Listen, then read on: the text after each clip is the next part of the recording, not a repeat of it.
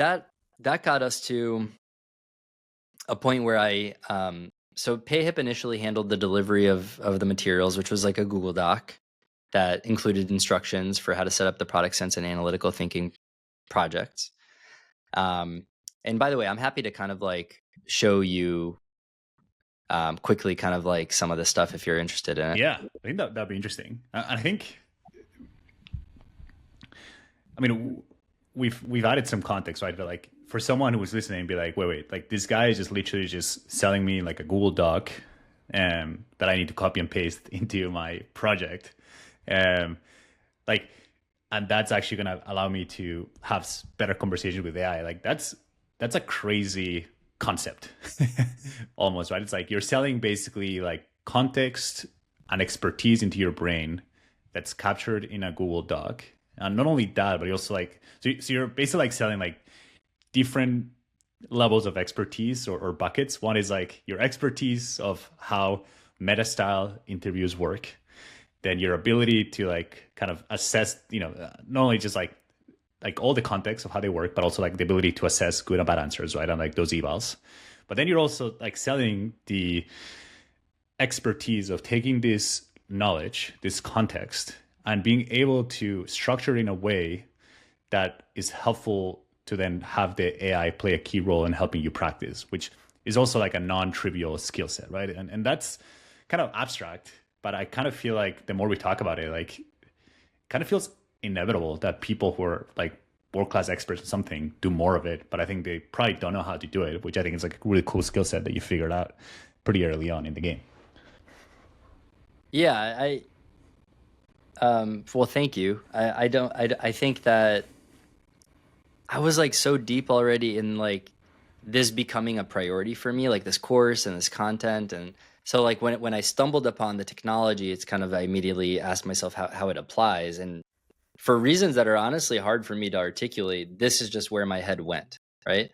Now, I agree with you. I think that I don't think I've seen people do exactly what I'm doing with this with their content yet. I mean, you do see custom GPTs, right? So there are people that are taking their knowledge and putting it in a custom GPT with instructions and files and giving people access to it.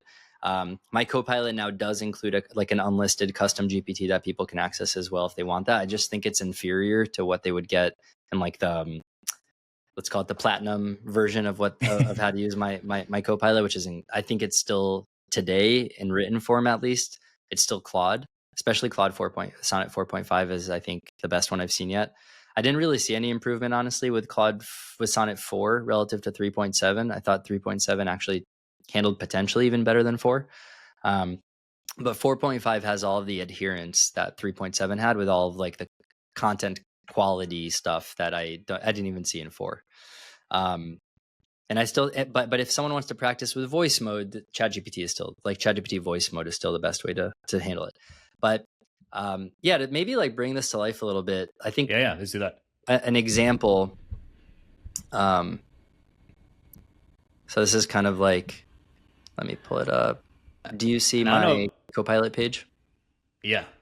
I don't know if you feel comfortable like sharing maybe like one of the like screen sharing quickly one of the files, just so like people see like what like it's literally like a doc, totally. Right? Like yeah, but I think to contextualize that, it's better. It's almost like let's start with the end and work backwards, right? Cool. So I think, and in the spirit of a recent talk I gave in Supra, this is a vibe coded Copilot website that I launched to replace. So this used to be my. Oh wait, you're only seeing. Yeah, we're only seeing the. Let me share website. Let me share my whole Chrome. There we go. Okay. So I think now you see the PayHip page. Okay. Yeah. So when I first launched and for the first like 6-ish months of the Copilot, I would send everyone to PayHip. And it's basically way, PayHip. What is PayHip? It's basically like It's the first of these exact types of products I've used, but I hear it's a competitor or similar to Gumroad. So just like a way to sell like digital goods. It's not like Shopify where you're selling like a thing, like a physical product, but it's like Shopify for digital goods almost, but very, very simple. And so I created a page Put some like, oh, put some content in like the carousel, some screenshots. I think the first version just had like one photo, and it's like there's a title, and then there's just like literally a description of what it is, and then you could just like click buy now and pay. And then PayHip would take a cut. And then once someone submitted all their information, they'd get an email that has like whichever file I wanted to give them. So it was like a PDF initially. Okay. Um, By the way, how yeah. and was the cut the main motivator for you to move away from PayHip, or what was the real reason? It wasn't the main motivator. I think the main motivator for me was I felt like I was just like really limited in what I could do with this page. Like I felt like I wanted to take more control of like the positioning and the messaging of what it is than just like this.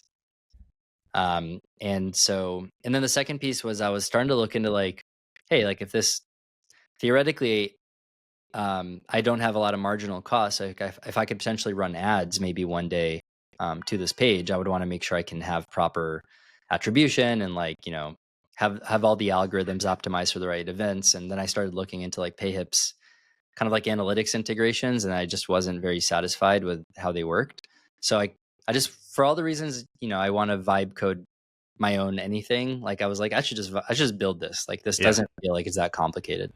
Um, And I think like in parallel too, you started like going pretty deep into Cursor and kind of realizing, oh this wait, is like precursor. Yeah. precursor, okay, Like, well, at least like me wanting to build my own site was pre-playing with Cursor.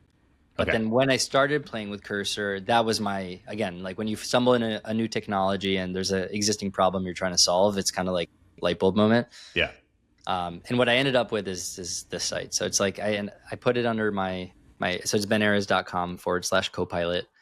And I've just been like iterating on this over time to just make sure I present it in the way that I want to present this product, right? Like just any other product, it's product marketing, and I want to.